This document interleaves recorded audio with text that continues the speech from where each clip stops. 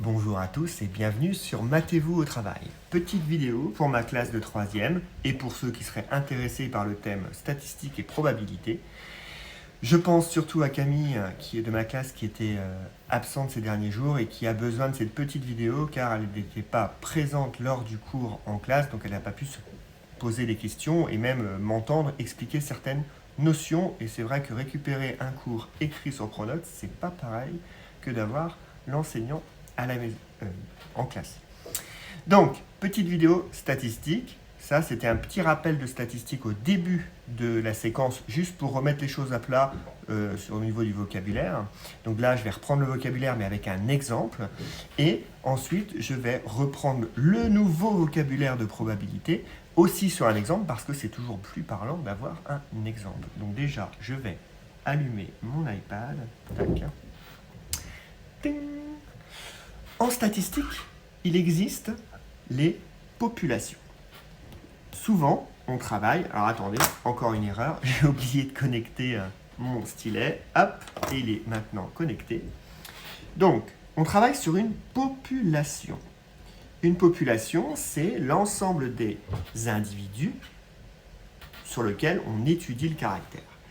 Lorsque dans cette population, nous classons les individus en différentes catégories, nous appelons ça un échantillon. Et chaque élément de l'échantillon, c'est ce qu'on appelle un individu. Donc là, maintenant, je vais prendre un exemple classique. On va prendre la population, c'est une classe. On va prendre une classe de 3e. Dans cet échantillon, on va par exemple dire qu'on a deux échantillons possibles, les filles et les garçons. Donc là, vous voyez, là, on a les filles et les garçons. Et par exemple, un individu, ça pourrait être Adrien, s'il y a un élève qui s'appelle Adrien dans la classe. Maintenant, il faut comprendre que lorsqu'on parle d'une série statistique, c'est l'ensemble des données du caractère que l'on étudie sur cette population. Et le caractère, il est souvent donné dans l'énoncé. On étudie la taille, on étudie l'âge, on classe les gens par note, par exemple par un devoir. Donc là, je vais prendre par exemple dans une classe de 3e. Alors, le caractère qu'on va étudier, c'est les notes d'un devoir. D'accord ? Les notes d'un devoir. Alors, on va imaginer, pour que ça soit plus simple pour l'exemple, alors mon devoir est très très mal écrit, donc je vais l'écrire un peu mieux. Pour l'exemple, on va considérer que c'est une classe où il n'y a que 7 élèves. C'est plus simple, d'accord ? Donc, on va appeler grand N, l'effectif, ça c'est 7 élèves, d'accord ? Et les notes, alors vous voyez, je mets ça entre crochets, parce qu'en gros, c'est une liste de notes que je vais mettre. On va mettre différentes notes, 10, 11, 5, 12, 11, 18 et 14. Donc là, vous voyez, j'ai les notes de ces 7 élèves. Maintenant, je vais étudier différents caractères, différents éléments de cette série statistique. Alors là, pour l'instant, cette série, je pourrais aussi la ranger sous forme d'un tableau. Donc là, vous voyez, j'ai fait un tableau. Ici, la première ligne, on met toujours le caractère, donc le X. On met toujours le caractère, le X. Donc là, ce sont les notes. Et on note souvent NI. NI, c'est l'effectif. En gros, l'effectif, c'est le nombre d'apparitions de la note. C'est le nombre d'apparitions du caractère étudié. Donc là, alors là, vous voyez, on va les mettre dans l'ordre croissant, hein, du plus petit au plus grand. C'est toujours plus facile de le faire comme ça. Donc là, vous voyez, là, ce sont toutes les notes différentes qui existent dans ma liste. Donc là, je vais mettre, il y avait un 5, un 10, 2 11, un 12, un 14 et un 18. Là, vous voyez bien que si je fais le total, je retrouve ce qu'on appelle l'effectif total, c'était le nombre d'élèves. Donc là, on a notre série statistique, tout est noté dans le tableau, on a le caractère, les notes, et en dessous, on a les NI. Les NI, c'est le nombre de notes. Donc là, on a une fois la note 5, une fois la note 10, deux fois la note 11. Ce qui nous permet de calculer, par exemple, la moyenne. Donc la moyenne, que l'on note en maths un X avec une barre, c'est bien de le savoir, c'est la somme. Donc là, on va faire 10 plus 11, plus 5, plus 12, plus 11, plus 18, plus 14. Donc là, on fait la somme de toutes les notes et on divise par le nombre d'élèves. Vous voyez? Pas très très compliqué. Ensuite, il existe l'étendue. Alors l'étendue, c'est ce qu'on appelle un phénomène de dispersion en maths. C'est pour voir à peu près, c'est l'écart qui existe entre la plus grosse note et la plus petite note. Par exemple, si à un devoir, l'étendue c'est 20, ça veut dire que le prof, il a mis au moins une note 20 et il a mis au moins une note 0. Parce que 20 moins 0, ça fait 20. Donc là, ça nous permet de voir où les notes ont été choisies sur quel intervalle de valeur. Donc l'étendue, c'est le max moins le min. Donc dans notre exemple, là, dans notre tableau, la note la plus haute, c'était 18. Et la note la plus basse, c'était 5. Donc on a une étendue de 13. Donc en gros, il y a une variation de 13 points entre la plus petite note et la plus grande note. Et enfin, je pense à Camille, hein, évidemment, dans cette chose-là, qui essayait de comprendre ce que c'était que la médiane. La médiane, c'est la note qui est pile au milieu. C'est la note qui va se trouver pile au milieu.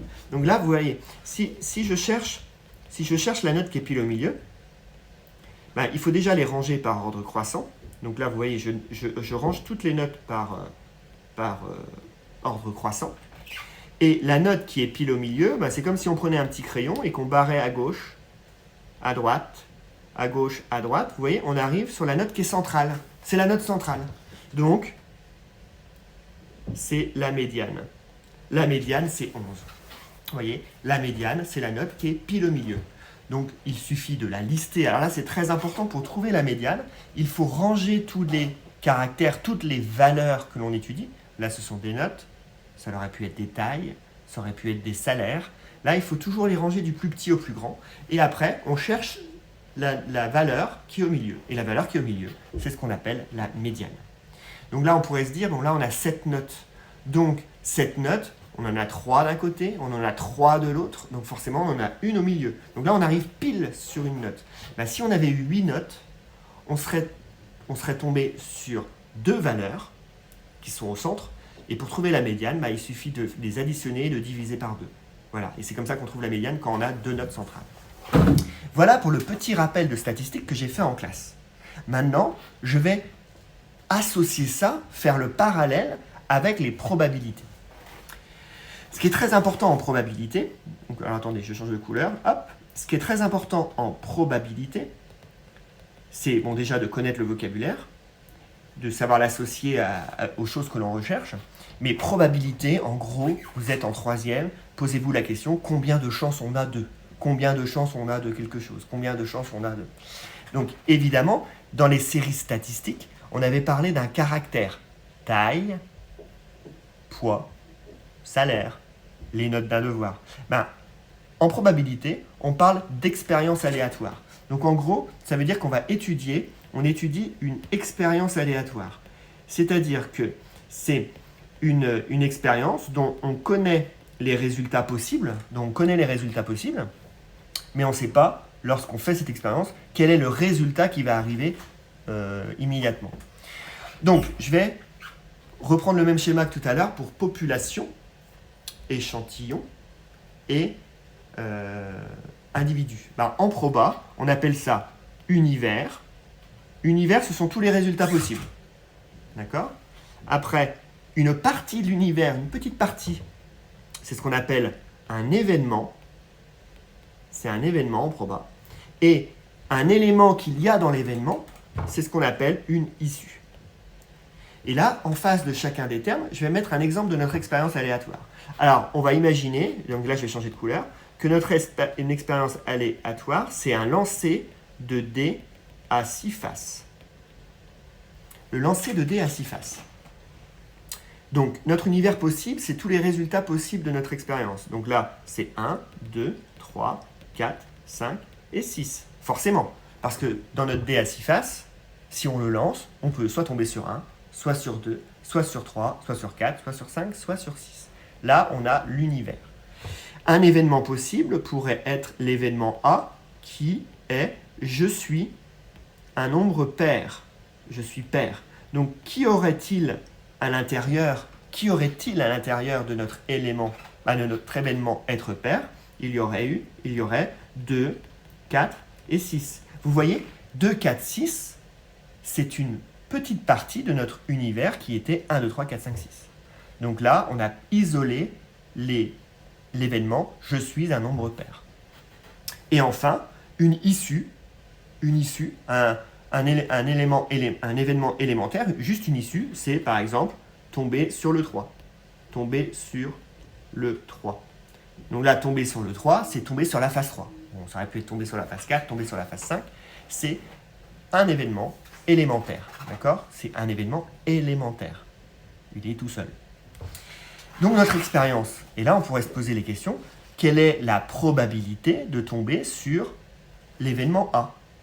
Combien on a de chances de tomber sur un élément qui est dans A? Donc là je vais changer encore de couleur. Par exemple, quelle est la probabilité de tomber sur l'univers? Ça veut dire, en gros, quelle est la probabilité de tomber sur une face? Et on ne donne même pas le numéro. Bah là, c'est 100%. Donc on appelle ça 1.